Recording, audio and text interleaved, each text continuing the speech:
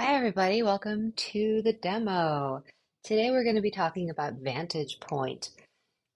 Many of the demos that you all have seen me do have been from a bird's eye view or an oblique bird's eye view vantage point.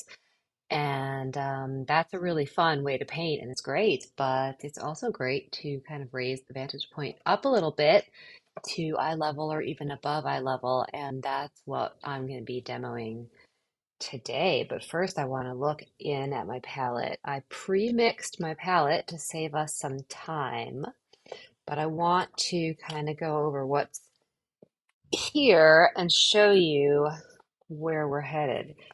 So that was Viridian, but that was dead. Um, Around the outer ring of my palette are my colors that came from the tube, mostly. And we'll start here. I've got Ivory Black, Ultramarine Blue, Viridian, which I'm going to replenish. And these are mixed browns from all the colors on the palette. That one okay? It's dry.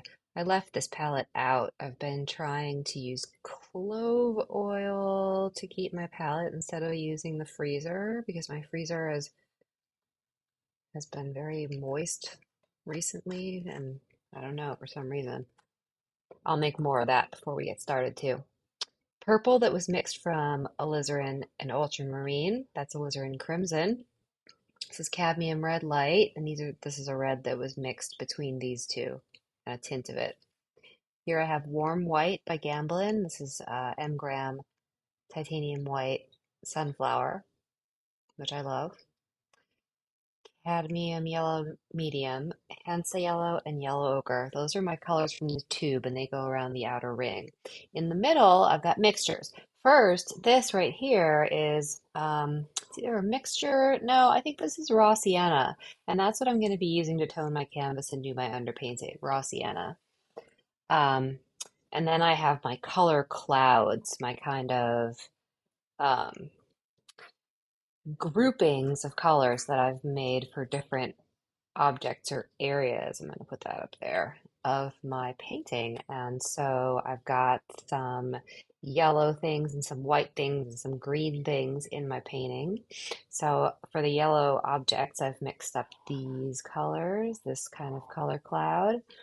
Really light, some midtones, a warmer one. Actually, these are pretty similar to each other. It's intended to be a warmer one and a cooler one. I think I might just cool that one off even a little more with some Hansa as I'm going here. We'll see. We'll see how those work. If you've ever got two piles on your palette that are really, really similar to each other, you don't need them both. You might as well mix them together because your brush can make those subtle distinctions as you're loading it for each brush stroke. And I may have some other piles here that are having that issue. We'll see. So I've got down near the bottom my greens. I have a lovely green glass object in the still life, which I'm going to put up on the screen in a minute, a picture of my still life. And here are some blues for my ground cloth. And here I've got some mixtures. I've got a silver object in my setup too. So I think that maybe I've bitten off a lot with this one and it's pretty complicated. I'm going to cool that off a little bit even more and darken it by adding some ultramarine to that brown. And now let's go ahead and make a brown. Oh, yellow ochre is not happy either. I don't like that. Having to peel back that skin, not my favorite. So we'll dispose of that and get some new stuff too. Yeah. Some colors, they dry slower than others. Some colors don't like the clove oil treatment. Viridian doesn't like to be left out, even in the freezer. Okay, grabbing a little bit of each pigment on my palette. And because these colors will, we just don't want any white in this brown because we want to know where our white is at all times. I'm going to take my ultramarine and some ivory black too, which is also a little stiff. And we're going to mix them all together. This is probably going to come out to be a rather light value brown because of all the yellow ochre that I put into it. But okay, we'll just add more blue. What else did I say I was going to do? Oh, I said I was going to get some more Viridian and some more yellow ochre. So I'll run and do that real quick. mixing with the palette knife like a spatula, picking up the paint, flipping it over, and pushing down against the palette to mix always. Okay, and mixing thoroughly. You don't want any streaks in your pile. No matter how long it feels like it's taking, you really want to make sure that you mix thoroughly. Push that over. We can kind of scoop that up, pick it up, move it off to the side. Looks pretty good. I also, on my palette table, have here a cap full of Gamsol. That's for clean Gamsol that I want to add to any paint. I have a little cup with walnut oil in it, and then I have a jar for cleaning my brushes with Gamsol, dirty Gamsol in it here on my palette table, and that's all I have here. So let's see. I'm gonna get our still life up on the screen, and I'm gonna let you all look at it while I paint on the computer. While I replenish my colors. Let's switch. Canvas, palette. Oh, it's kind of small. Move it in and delay. Here we go. So you can see that I have white elements, the background, the cup, and then I have the deep green and that metal. And I think that the darks in the green and the darks in the metal are going to balance each other out kind of nicely in this painting. My intended focal point. Oh, I went for the Hanso one. I should have grabbed yellow ochre. Yellow ochre and Viridian, yes. Yes. Don't have much left in this tube. You all have tube ringers. So it makes these crimps in the tube. We'll let that be enough for now. A little more in there. My Viridian is also almost gone. Always running out of paint, but that's okay because I know where it comes from.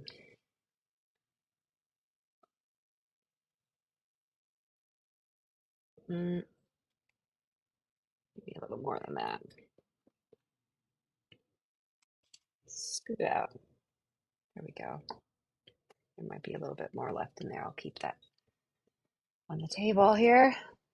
I have a side table with all my colors laid out. Just a small little table. Okay, looks like we're ready to get started with our underpainting. So I'm going to grab just a soft 6 flat that I like to tone my canvas with. And I'm going to dip in my Gamsol and then I'm going to, oops, I don't want too much. And then I'm going to dip in my raw sienna and I'm going to kind of make a sludge, an inky kind of sludge out of it. And I'm going to just put a nice wet tone on the canvas. Is that stable? Yeah. So this is a stretch, this is a Blick Studio stretched canvas, 8 by 8 inches. It's not the highest quality, most expensive stuff, but I think it's fine to paint on. Sometimes I like the rough surface of it. It's attached to my drawing board with masking tape. The masking tape is behind it, folded over. So I put it on facing forward, fold it over backwards. I think I demonstrated that in some other videos. That's how I attach panels when I paint on panel, but it works very nicely for small canvases as well. Well, we'll see if this falls in my palette then. I'll have to eat those words. So I'm going to pick up my drawing brush, which is my number 2 round here. This is a Princeton Summit. And I'm going to grab some more of my tone color. Just keep checking that my head is not blocking. Where am I going to start? I have a sketch. I think I'm just going to dive in. I know that I want the vase to kind of go off and the cup to be there, and then the handle of that guy and his spout, and then there's this guy and his handle. So it's kind of a lot to get onto this small canvas. I may have to sort of recalibrate the size of everything. And that's all right. The underpainting stage is when it's best to be making changes, but definitely having a sketch that you can refer to, having even a photograph that you've done a little cropping work on to refer to can be really helpful. Just making sure you fit everything in that you want to. I don't want to squish anything up to fit it in, but I want everything in here. So I'm gonna go pretty small. There's that guy's little handle. He's very tilted up. Handle goes. They really come pretty close to each other. Oh, I'm having trouble seeing what I'm doing, so I think I'm gonna add in some alizarin crimson and some ultramarine blue. A lot of ultramarine blue into my tone color and continue dipping in my Gamsol, get it a little wet. Okay, cup.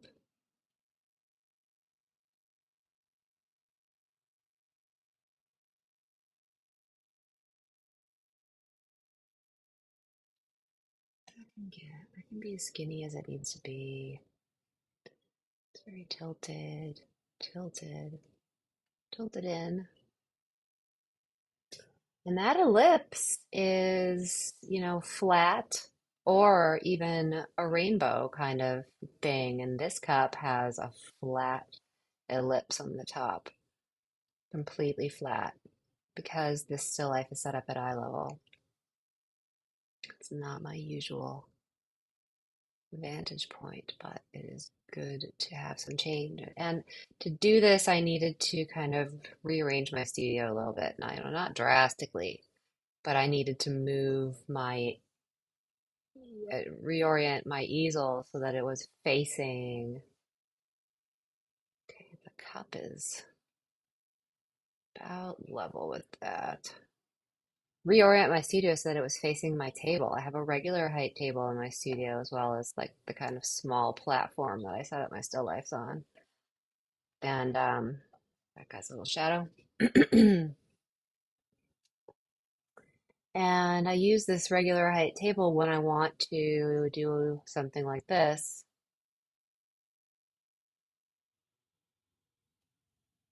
And I've actually, as you can, oh, you can't see, but I'll maybe show a picture later. I've got boxes stacked up. What a joyous little picture this is. I do love it. Rounded. It has this beautiful, I feel like Bob Ross today. Everything is just making me happy. Okay. So we've got our objects laid out. Now, what am I going to do about this ground? So I have this fabric, as you can see, and it's cascading off the side of the table. So I don't want it to feel like it's coming directly from here because that creates a tangent with the side of the canvas. So I'm going to have front of my table, and then I'm going to have a little bit of space, and then I'm going to show that it was kind of coming off there. And then this is really just going to be dark. As you might be able to tell, it's a blick box. I think we've all got a blick box or two in our studio. It'd be nice, this would be nice in a different format. It'd be lovely in a long kind of rectangular format. And you could really show that cloth the way that it's kind of gracefully coming off the edge of the table. And it has a nice value gradient as it does so. And I'm putting in my darks, but pretty soon I'm gonna pull out some lights while the tone on the canvas is still really fresh. That gesso coating does like to suck it in, which we want that to happen because we want to go in there and paint alla prima right away, wet on wet. And the metal, that's really going to be where my darks are happening in this piece, even though it's got the brightest highlight, it's really quite a dark. Got a lovely reflection of the ground and a lovely little foot right here that I'm gonna enjoy painting. And then this yellow guy back here, he's just an afterthought, but we'll give him a little love. All right, let's pull out some lights. I don't need to worry too much about this highlight, but I'll pull it out anyway if I can. And if you can't get it with a wet brush dipped in Gamsol, if you can't scrub it out that way sufficiently, then you can certainly take a rag and, pulling. Oh, this is a nice reflection of these cups over here. It's not going to be very light, but it is going to show up. So that guy is kind of light right there. Highlight. White cup certainly is going to be my lightest light. It's got some nice reflected light. Beautiful light on the handle. Pull that out delicately. A lot of people use Q-tips for things like this, but I don't like to get that precious with my underpainting.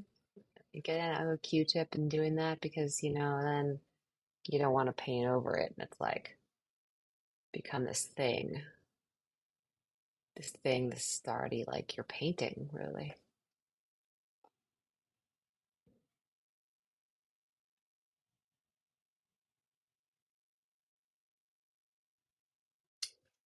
Starting to see it. Starting to see it. Well, these guys are not that far off in value down here. That might be a fun place to pop a lost edge in. There's a nice little gap right there, but I think we're gonna lose it.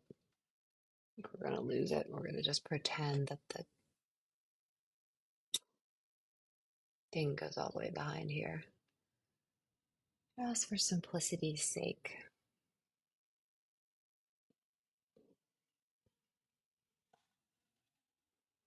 Some of you might be wanting to paint along, and I think that that's awesome.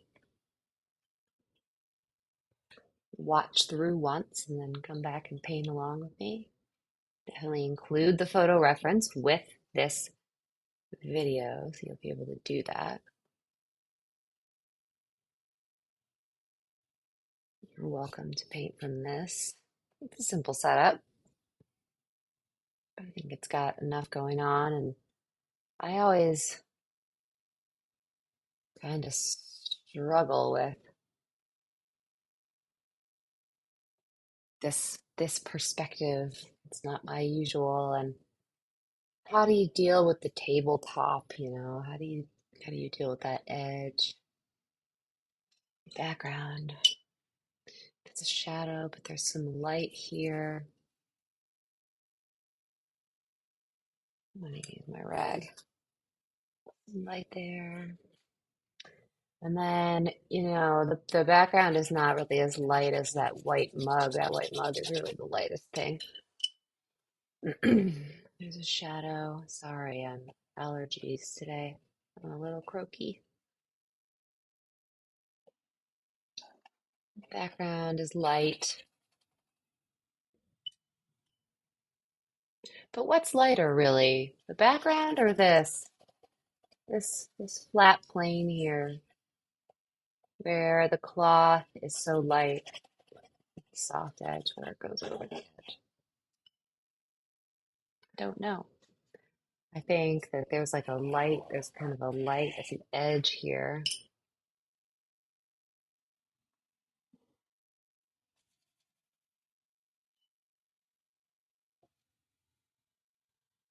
Yeah. And pull a little paint out of the background too.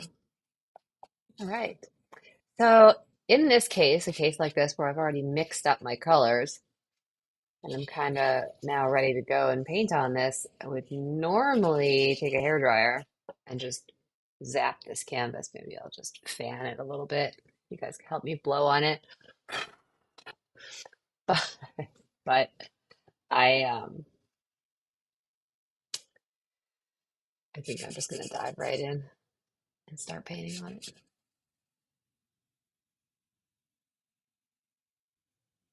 You don't want to be too precious about your underpainting because you are about to go in and destroy it. And so I need to start thinking about where am I going to start painting? Where am I going to start this painting? I need to start with an easy win, something that I think I understand. And you can either start with the thing that's the most difficult looking and really intimidates you, or you can start with something that's kind of easy to understand. Do you think you've mixed it right?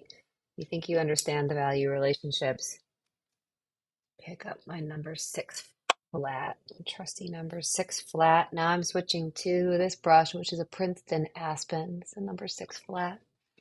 And I'm going to start by putting some light in that cup because that cup is really the top of my hierarchy. You know what I'm missing is solvent-free gel. I don't have any of that on my palette today, but I do have this walnut oil that I'm using. I think I'm going to stick with that. I'll just use the walnut oil today.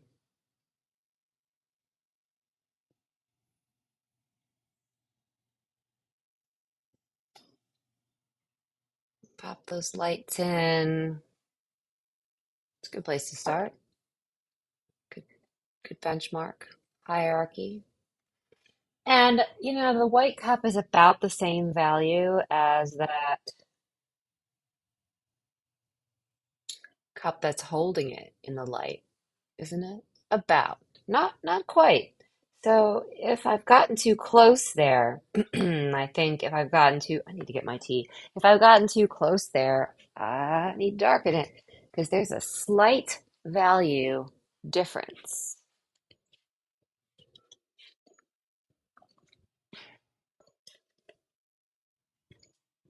Sorry. There's a slight value difference between that cup and the light.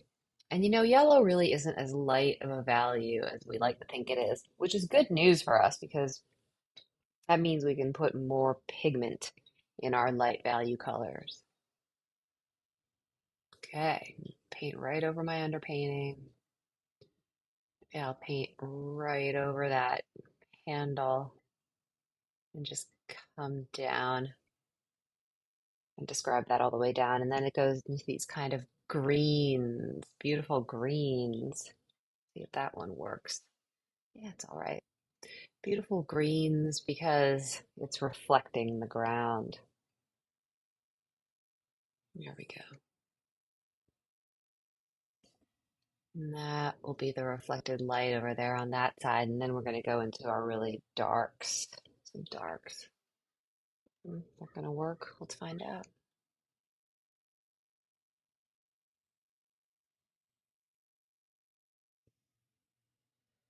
Yeah, make it a little greener.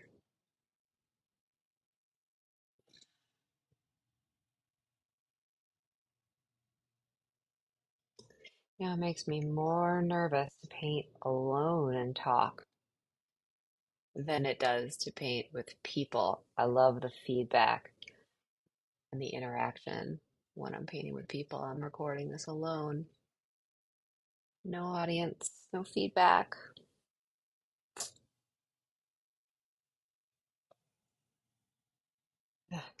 No, to be screen.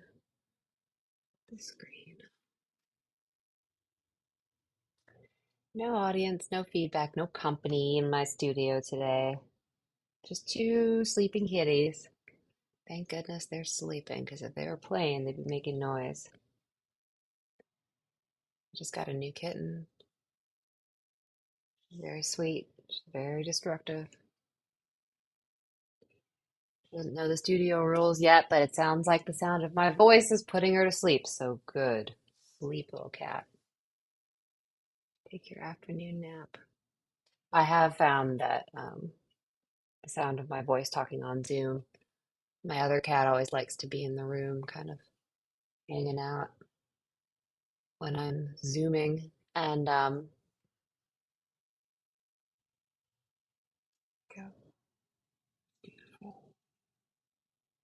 Nice. Okay, doesn't look like much, but I think I'm gonna, well, let's put the foot on and then I'm gonna leave it.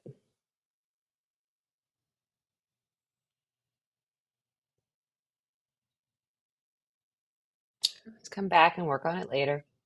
Nothing in the painting is ever finished until the whole thing is finished, and certainly we're gonna leave this in an unfinished state, but I want to bring this piece up all together.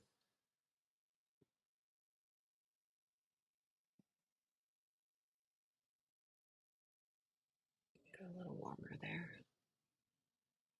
Might be a bad choice, but we'll find out later. You know, the information that we're going to get from painting the other object is really going to be important for coming back in and putting finishing details on things.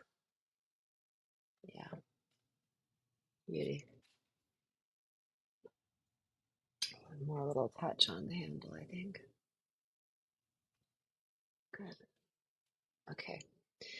Where should we go next? I think I want to finish the white cup while I'm over here in Cupland. I'm kind of eating my vegetables first. These were the things I did not really want to paint. I wasn't terribly excited about because tilted cups are hard. They're a drawing problem, and cup handles are always fun. You know, when I approach a cup handle, I say to myself, how can I paint this in, you know, as few brush strokes as possible? Let's blend that in a little bit there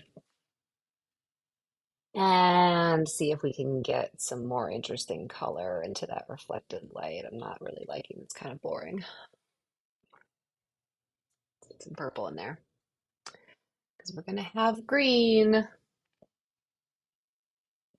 And you know, whatever goes around this is really gonna help me. Oh, there's a nice little shade on the rim here. Yeah, it differentiates the two. All right. Um, well, let's see. I'm gonna go into my what I've mixed for like my dark whites. And I'm gonna put with my dark white and my dark yucky yellow the reflections of these guys into here. I really need to get some solvent-free gel, excuse me. I have any? Of course. Where shall I put it? Put it there.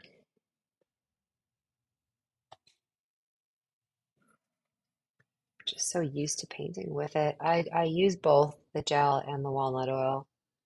Okay, so those are the reflections. Maybe we'll put a little more yellow kind of color in there. And that white cup might even be too light, but I don't know. And then we'll go into with some kind of blue browns. Blue, yeah, into this metal and just put, I'm not gonna skirt around the highlight. There's me right there. Yeah, I'm wearing black today.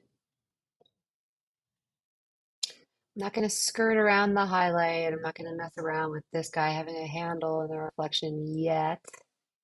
Probably. I'm just gonna finish filling this in. Solvent-free gel does a lovely job of that, helping the paint just go on beautifully. The paint brand that I love, M. Graham. They really make some lovely, soft, creamy paint. We got some dark stuff over here too that we're reflecting. And then there's a nice reflection of something. Okay, so we have reflections of the ground going on. And I want them neutral and darker than the ground is going to be.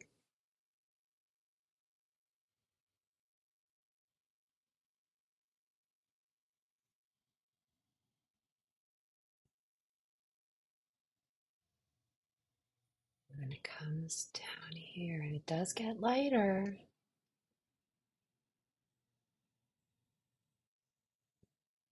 for now. Maybe a little lighter, one stroke, maybe a little lighter.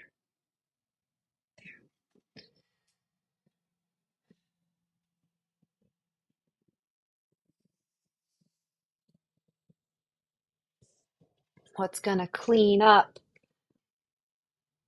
the edge of that, of course, will be this guy. What's lighter? The reflection or the thing that's behind it? They're about the same.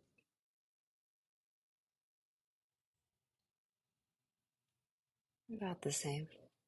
But the reflection actually on this one here, it is lighter than the cup there. We'll have to make sure we keep that lighter than the cup. Metal is just a bunch of really dark darks. Get tired of saying, I don't get tired of saying this, but I say it a lot. Metal is just a bunch of really dark darks with bright highlights on it. And that's going to come up and out of here. I got that piece. I want that piece. And it's going to come around. Very brown right there. Excuse me.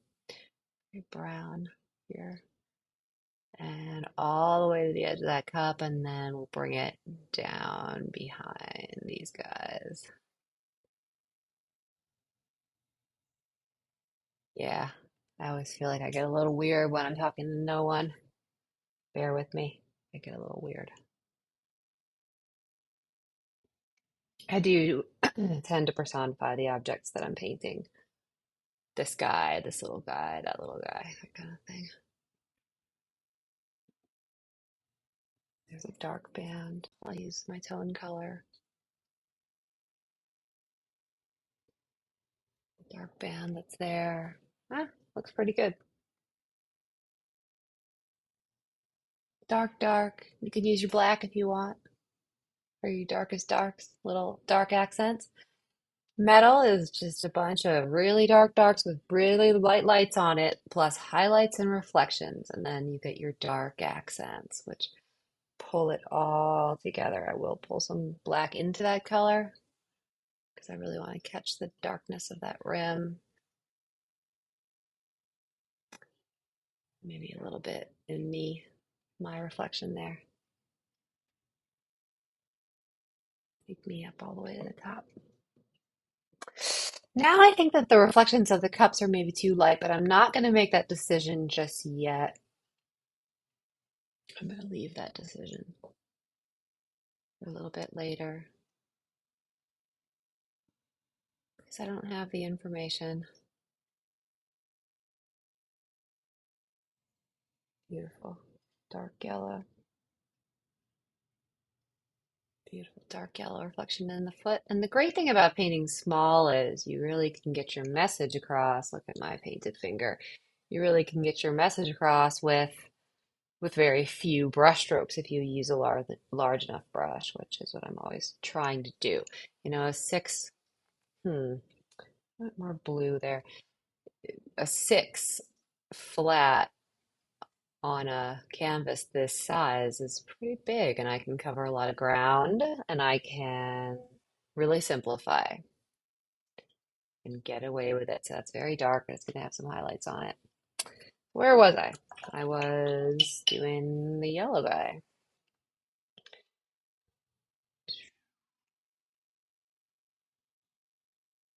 It's lighter.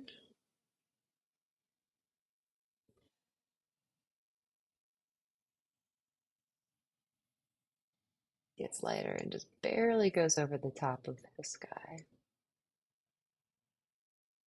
We'll pull that down when we do the negative space. maybe.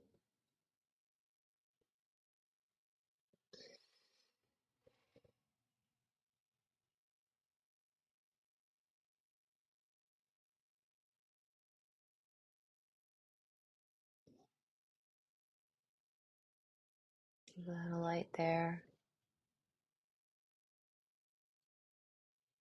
A lot of light on that handle there. And then as it goes under, it goes to the green.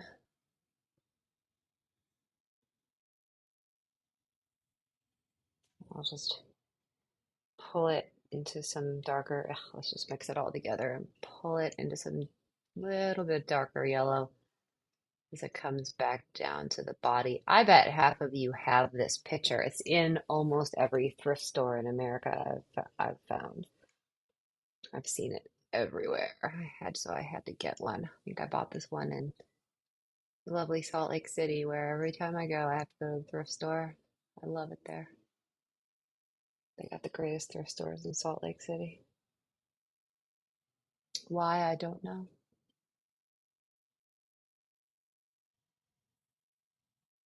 But it's true. Okay, we're going to soften that because it's a shadow. Just a little bit soft.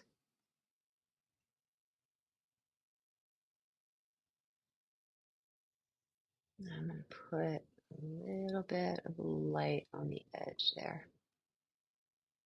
I'm going to put a little bit of light. Oh, put a little bit of light up here.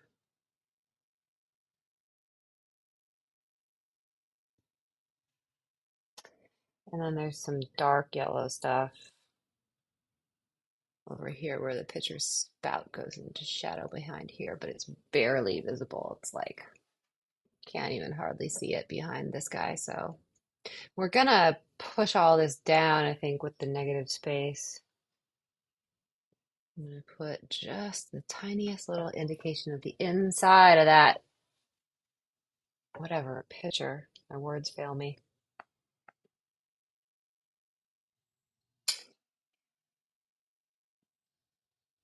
Just a little white. Mhm. Okay. So how am I doing? I don't know. Let's step back and look at this a little bit. It looks okay so far. Getting a lot of information down on the canvas. This is my lightest light. Go back in and reinforce that a bit.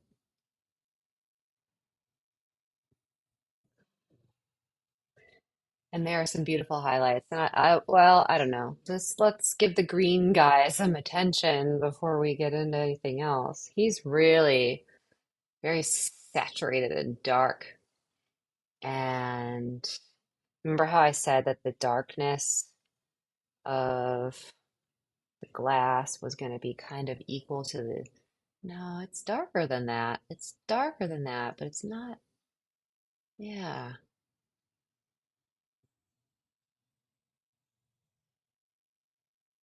Those two are not the stars of the show, so they are going to just blend together. And why are they not the stars of the show? Because I say so. I'm not into the yellow cup as much.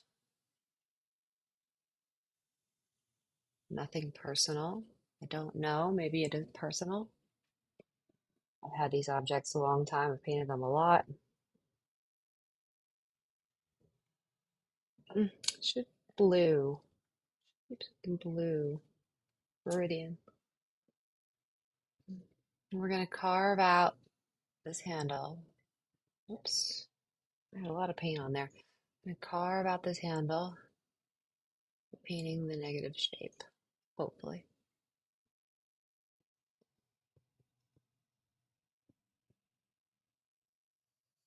Nice. Worked.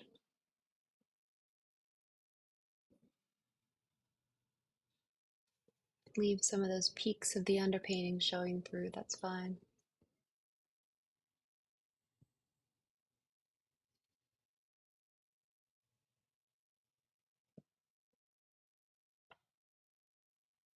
No problem. Leave your brush strokes. Leave some of your brush strokes alone. We're going to get lighter feeling as we go up toward the top. glass gets thinner. Love this little vase.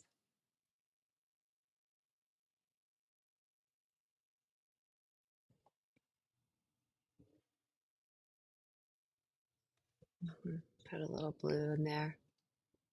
Okay, and now we're gonna go back and hit that green on the bottom again because it really gets quite saturated down there. And then have some fun with the base, which can either be blue like that. That looks pretty good. It should be more straight. Clean that up with the ground. Or I can make it purple, you know. I'm quite fond of a nice purple and green mix. And this also has interesting highlights, very yellow and bright. And so I'm going to actually try to use the light yellow from my cup. Mm, no, let's mix it with Viridian. I'll take the light yellow from my cup. I'm going to mix it with Viridian, and I'm going to see if that'll work for the highlights. A little gel so that it'll stick. Not quite light enough. Hmm. Put some titanium white, some more yellow. You start putting something down. You start putting something down and it's wrong, not the right value. A couple more subdued highlights there.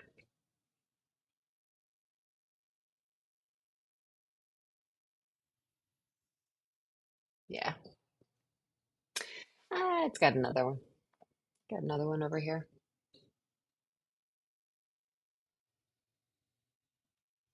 Okay, that's it.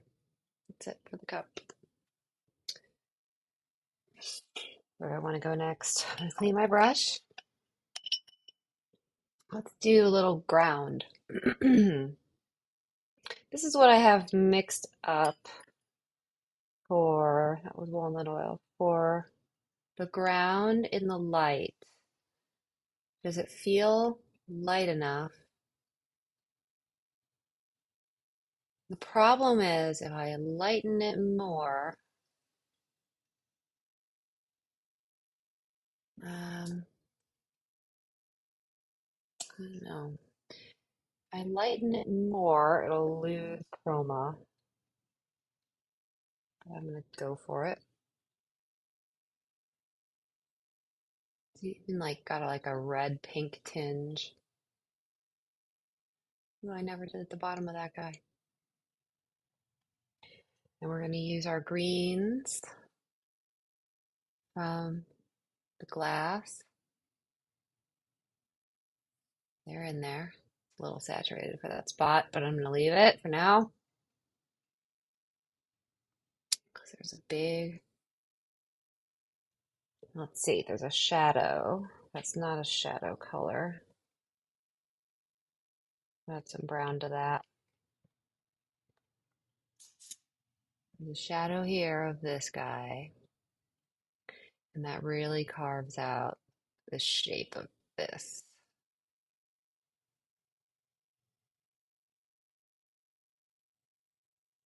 I want it to be a little more blue.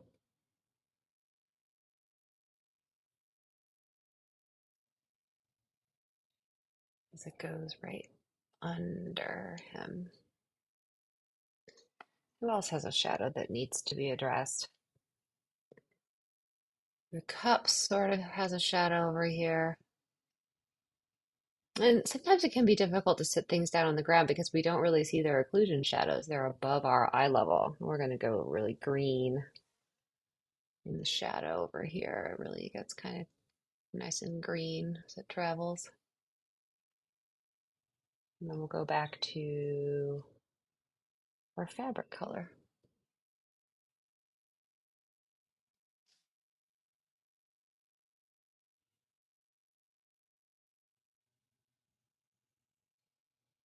I don't know what this color is here, what's causing this beautiful color to happen right here, but it's quite lovely and gorgeous.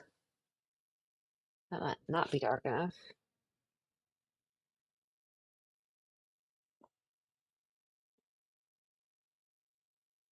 And it's also really carving out the shape of that cup, the edge.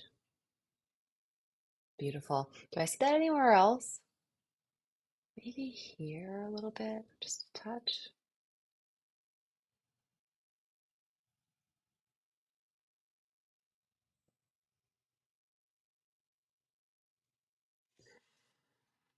Okay. Cup can have a soft edge, but I want it to be clean. Looks pretty good. Looks okay.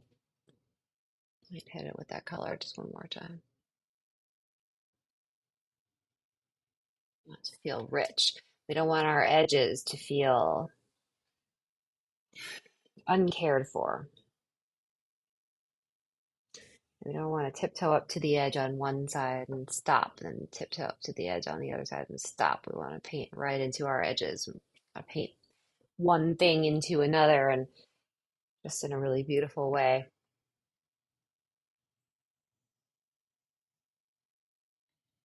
Mm, I messed that up.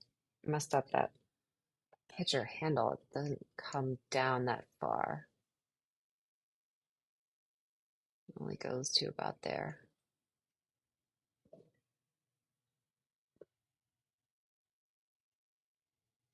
Sorry, picture.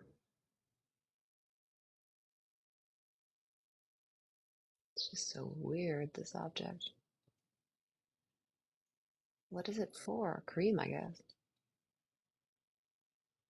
I should count my creamers sometime. We should have a giveaway on Instagram, a guessing giveaway. How many pitchers, how many cream pitchers does Sarah own? I'd go high. Now we're betting. Don't really like the warmth of that shadow at all.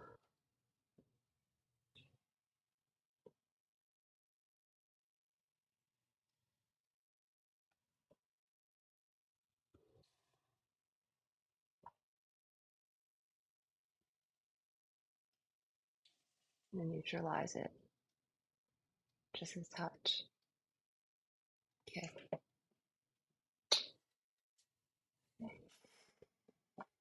Still feel like there should be some yellow ochre somewhere here.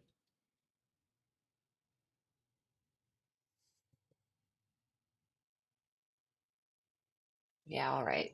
All right. Too much. Too much. Too much. And then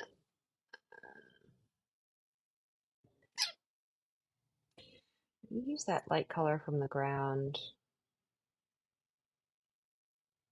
And just lighten this a little. Pushing some of that color in there that's too light. I think if I mix it in with what was already there, though. No mixing on the canvas. It's not something that I teach people to do because I don't think it's a really hygienic practice if you want to loosen up and have, fresh brush work and all this, the things that we want. But it is something that we all artists do.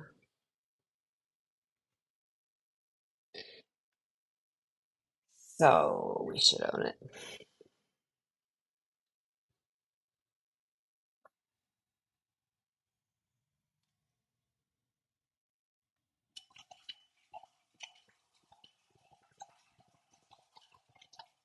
Step aside and look at it.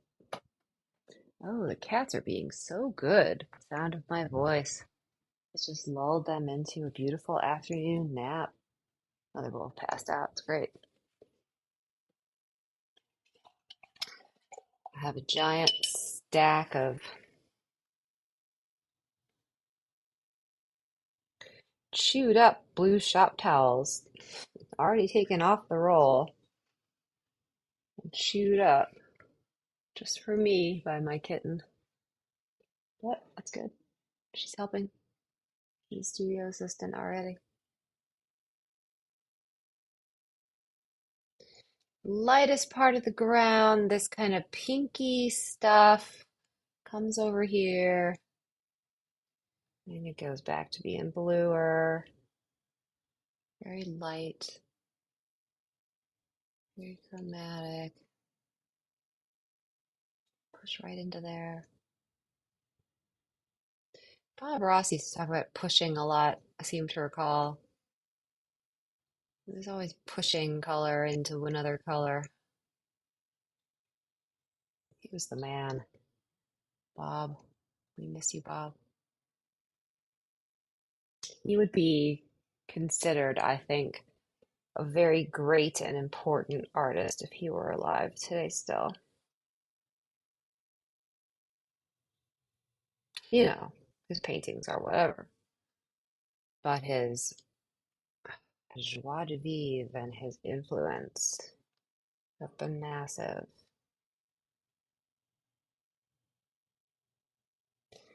The lightest stuff is going to go right on the edge where it kind of cascades over. I think, yeah, it does. We'll use color, more color.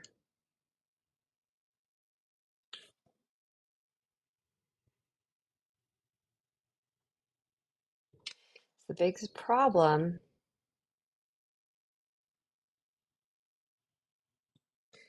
is that the more white you add to something, the less colorful it will be. So I'm just taking Viridian and white right now.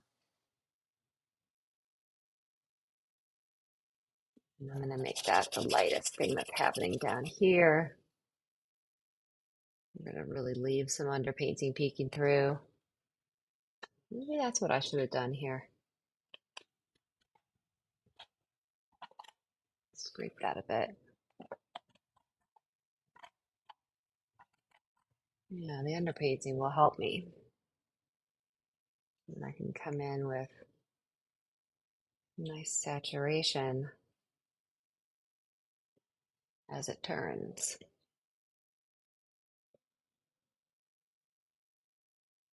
Did not think that was going to end up being the dark, but painting is an adventure. It should be darker over here.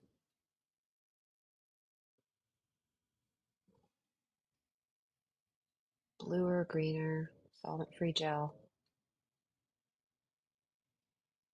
I'm not going to mess around with the folds and the little lines.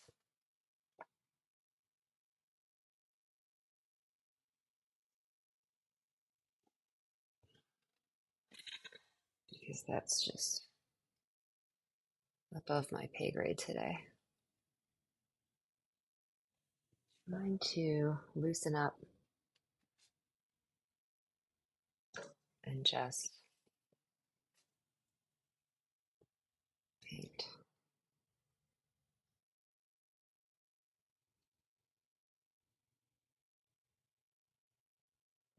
All right, let's deal with this darkness. A no color color. The darker I make this darkness, the lighter everything else is going to feel. How do we want it to be? Maybe we'll go into our brown that we mixed and see. We'll use the underpainting poking through as well there. We won't. That might be too shiny. Maybe some yellow ochre will save the day. Cloth has an edge. That looks a little hard. Cloth can have a soft edge there. Yeah.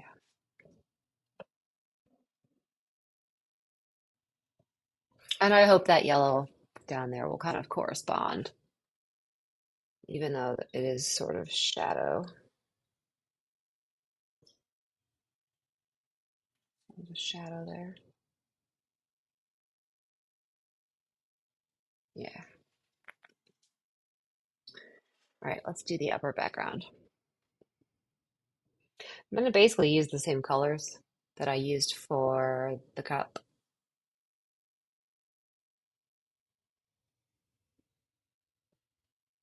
As a shadow, a think.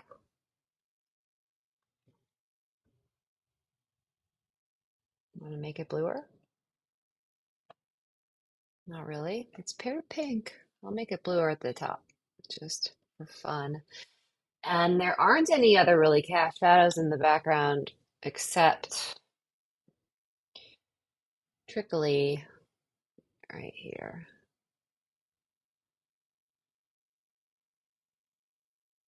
I'm going to mess up something, I know, as I put it in.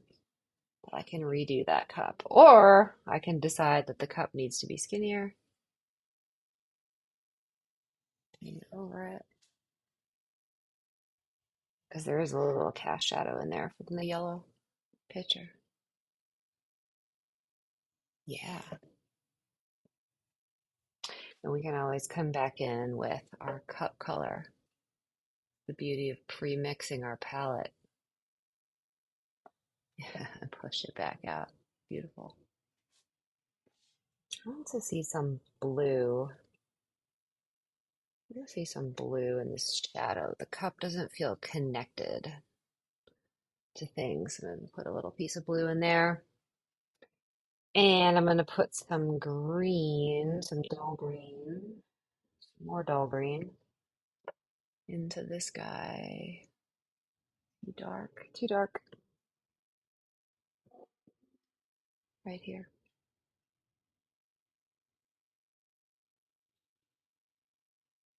And blend it.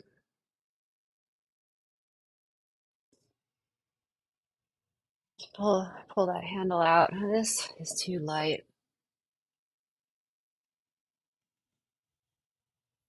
No, that's better. Are we happy with the cup? I'm pretty happy with that cup, but this goes out a little longer. I'm not going to touch that. Handle. Another brush stroke. Just pull it right out. And maybe, no, that's not lighter. A lighter reflection here. It's green. We don't want that. Just a lighter reflection in there to round that out. It is green. It went green on me. But that's all right. That's color sharing. We like having the green there. I think I'm going to try to hit that again though. Cad yellow. Warm white.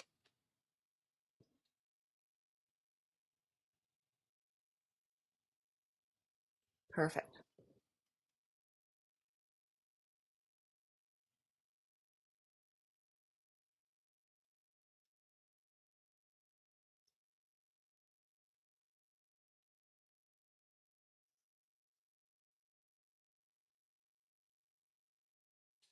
I've done paintings like this before where it's just, a bunch of objects. It's kind of like a Morandi homage, not on purpose.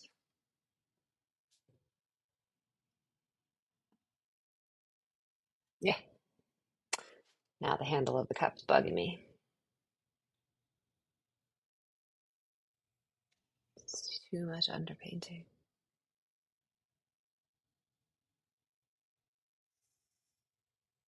I usually don't get this careful about things. Nah.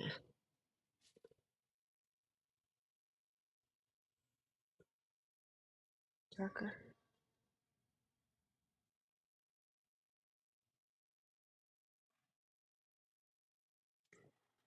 All the edges.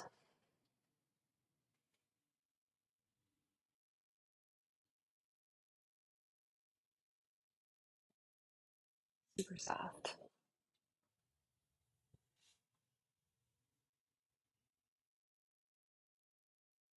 Mm, bluer.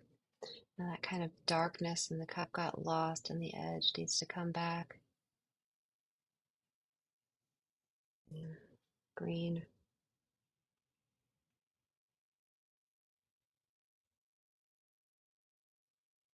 in the vase.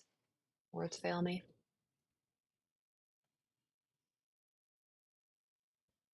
I'm not editing this video. Oh, there you have it.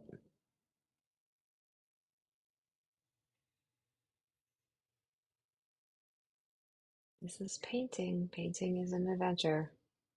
You just kind of go back and forth until you get it right. Right for you. There you go. That's right for me. All right, background. I hate doing background. Light to dark. We're not going to get close to the cup though, so I sort of want to start by the cup just to make sure that what I paint the cup with, I could have a lost edge. I'm not going to. What I'm going to do is put a really bright highlight on the edge of the cup, and then it'll differentiate. I think that's still too light though.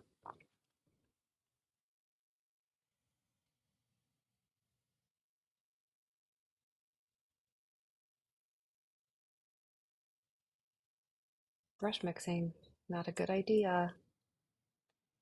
Start that.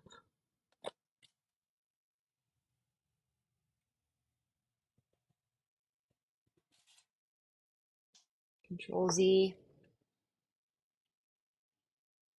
Better. Much better.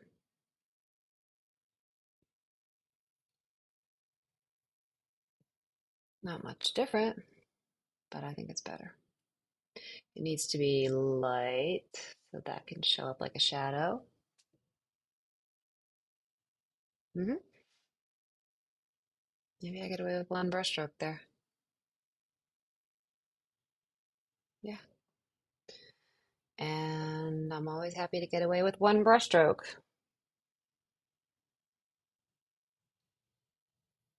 Stroke economy.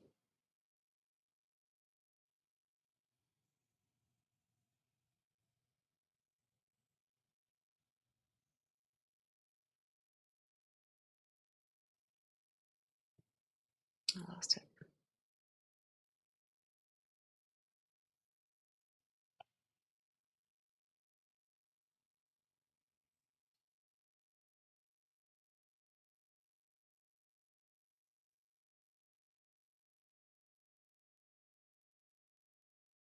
Now inside that little guy is a sky hole. This part, this is definitely a sky hole. It needs to be darker. Needs to be lighter than that shadow. Might have to darken that shadow. That would be irritating. Yeah, that's irritating. Oh well.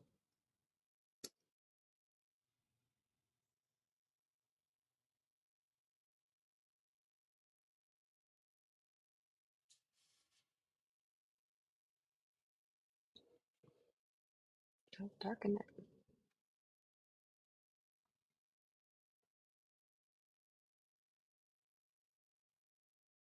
And I keep trying to save the stem of this, the the bend of this. I don't know why.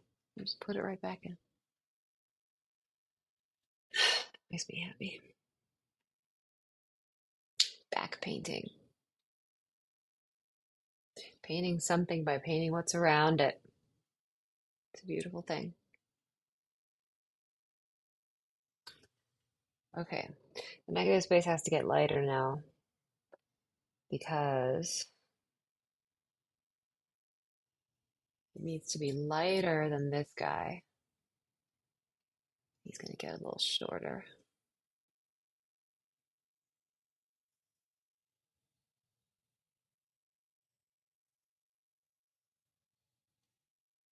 Mm-hmm. Mm-hmm. It's too hard of an edge, but I backed up and lost my balance. Everyone's like, what is she smoking today? Nothing. Promise. It's just a little like nervous, I guess. Anxiety.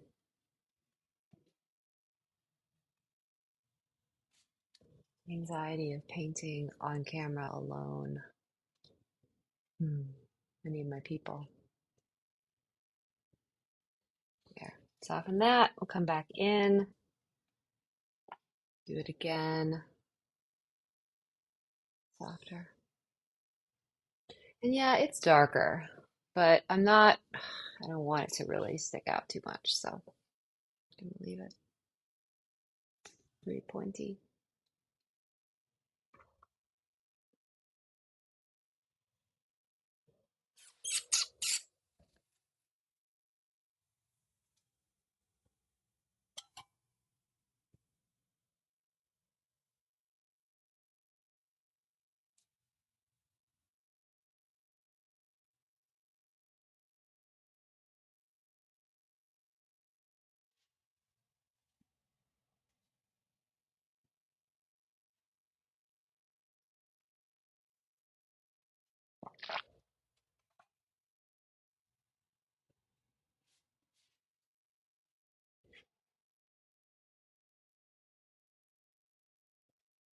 Lightening.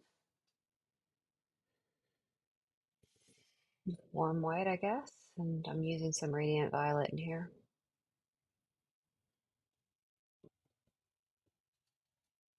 It's pretty thick.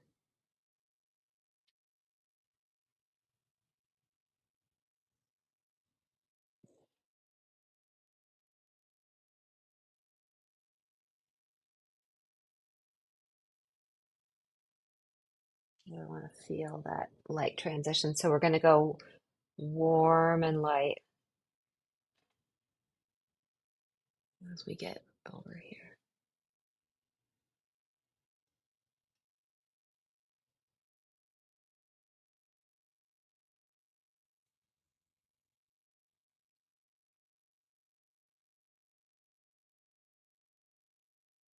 And then, of course, I have to repaint the top of that thing.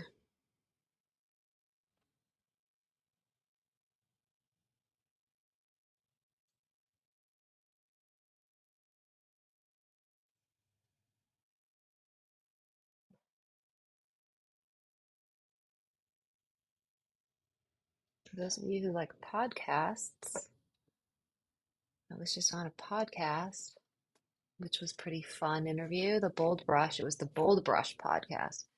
If you guys don't know about the Bold Brush podcast, you can find it on wherever you listen to podcasts.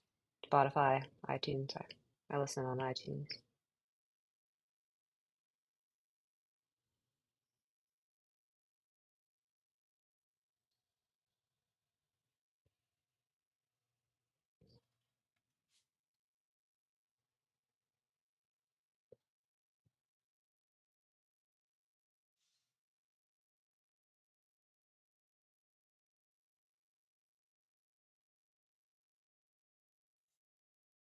Close enough. Close enough for me. Just checking the horizon. Beautiful. Okay, warmer, lighter. Just here where the wall is shiny. My head's gonna have to get in front of the camera for a moment because of glare issues on the paint. There. And we're gonna go back to our wall color. What color should your studio walls be? You tell me in the comments. Mine are just this garbagey off-white. I call it apartment white. It's fine. I don't mind it. I'm used to it.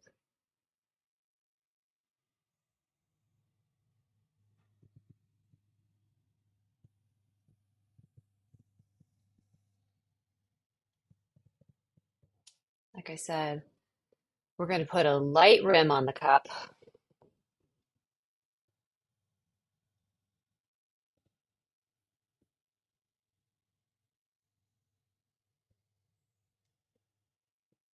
And then we'll do highlights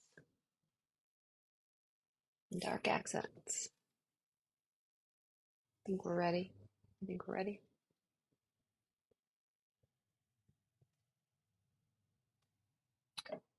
For some highlights and dark accents.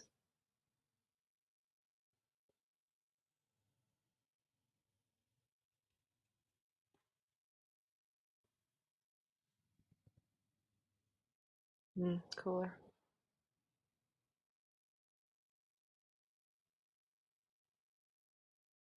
Ugh, you rag.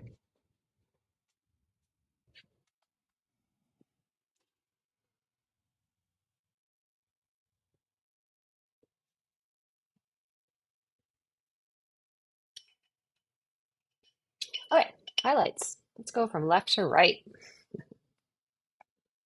Cad yellow and warm white. I'll tone it down a little bit with some of the tone color and maybe some of that. See if we can get it to show up. Bam, not light enough. Okay, warm white. There we go. It's got a couple other little ones.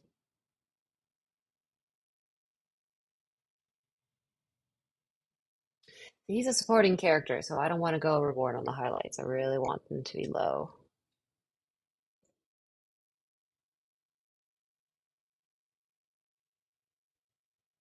But we'll go to town. I'm going to use titanium white, warm white, and some solvent-free gel for that guy.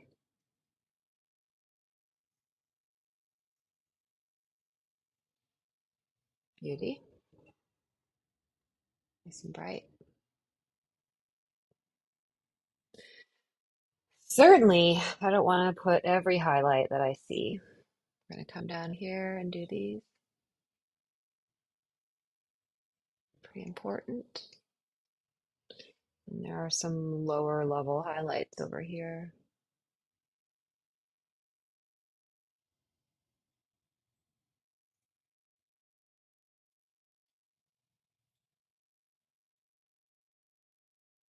Other lights.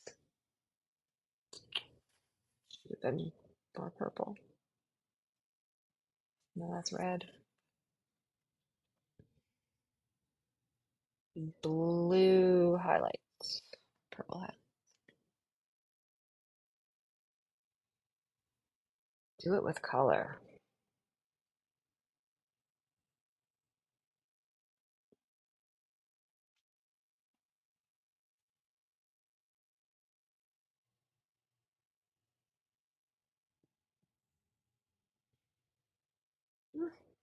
I might have gone a little overboard.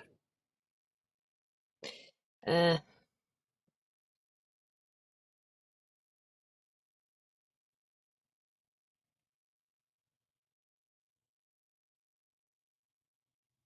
no, that's good. I'll leave that there. On the handle, there are some little highlights. There's a couple.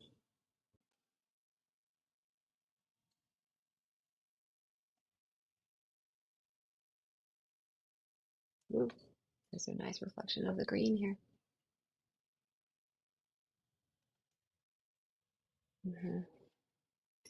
Now we'll do pure white plus warm white plus solvent-free gel here. Gosh, that's too light. Pure titanium white can't do the job. I went too light. That's all right. That looks pretty good.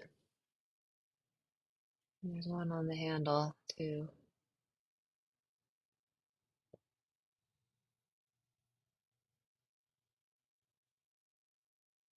Kind of hard to get this to show up.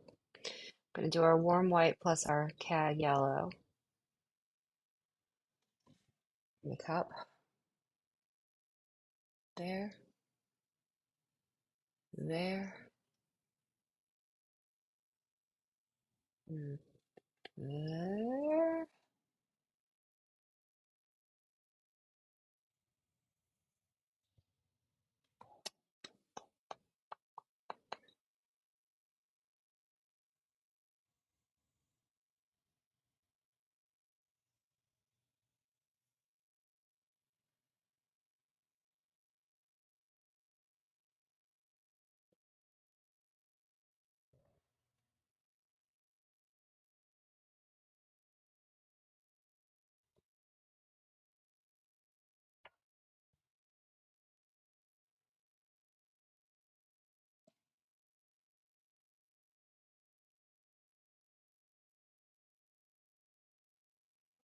Fiesta wear.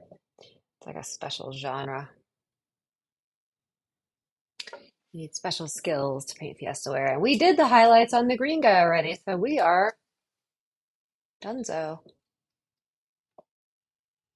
I'm gonna put a couple of highlights on the ground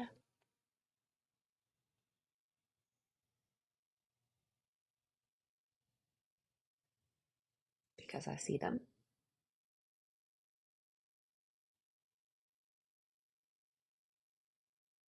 It's not light enough.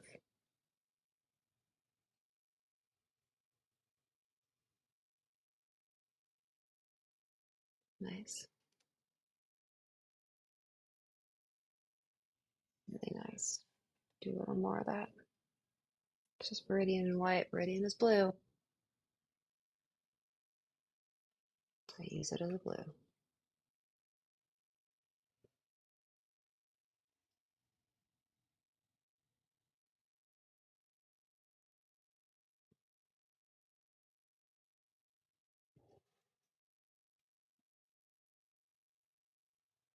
Yeah, there's too much here.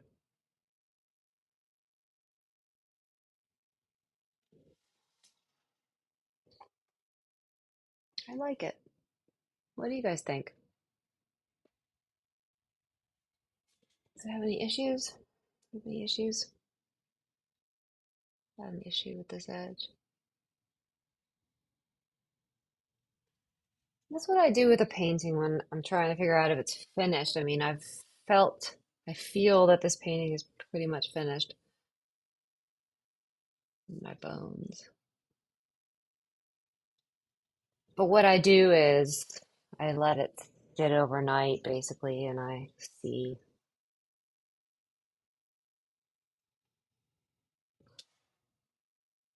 how I feel about it.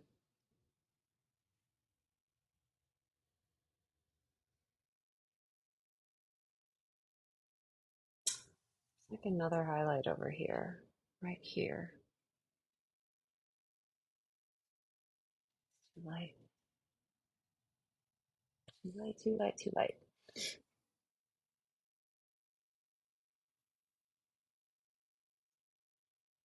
hmm Bring that foot out.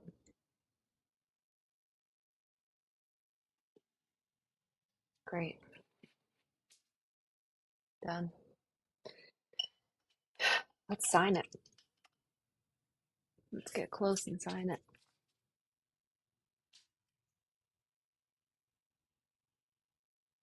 How close can we get? Straighten the camera out. Focus.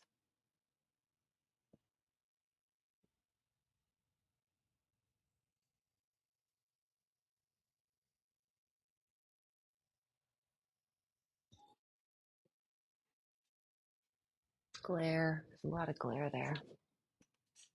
There's a lot of glare everywhere. Sorry.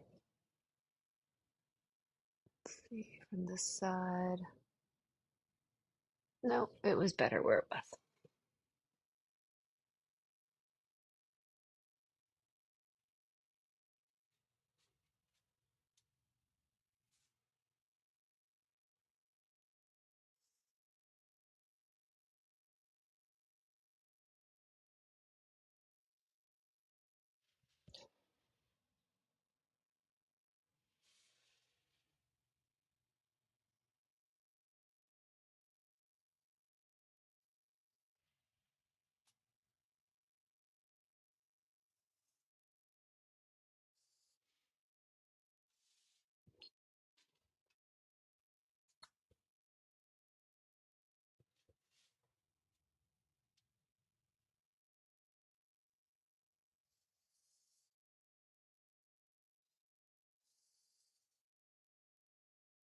I'm going to sign it right now.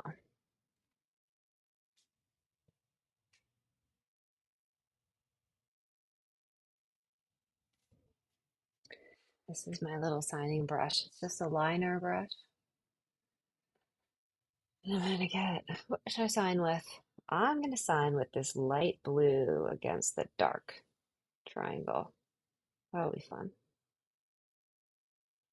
We'll load the brush up with this paint. And then I'm anchoring my hand on my other hand. This hand goes on the easel and this hand goes here.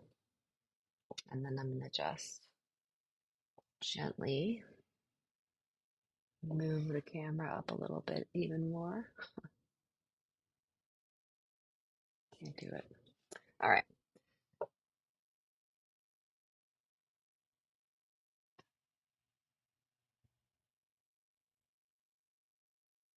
Whoops, gotta get more paint. There